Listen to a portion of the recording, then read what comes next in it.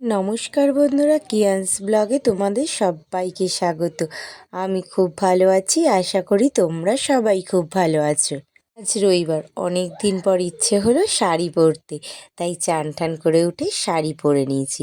তোমাদেরকে একটা জিনিস দেখাই।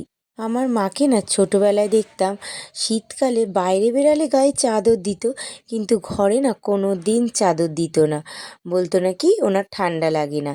শাড়িটাকে ঠিক এরকমভাবে জড়িয়ে উনি রান্নাবান্না সংসারের সব কাজ সারত।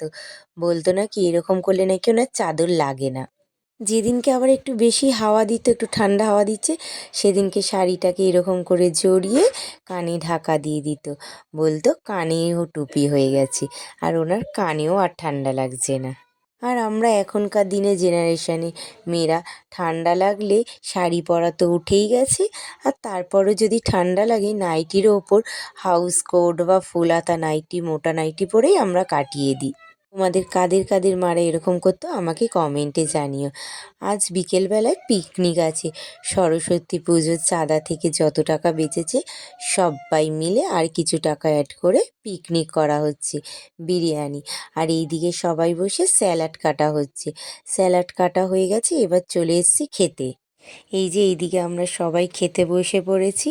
দেখো এইদিকে আমার বান্ধবী, এদিকে সবাই মিলে খাচ্ছি। এর পাশে আমার ছেলেও বসেছে।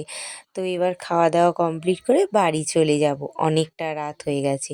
তো বাড়ি চলে এসেছি। ওকে আমার কাছ থেকে একটু বিরিয়ানি দিয়েছিলাম, চিকেন দিয়েছিলাম, সে খেলোই না।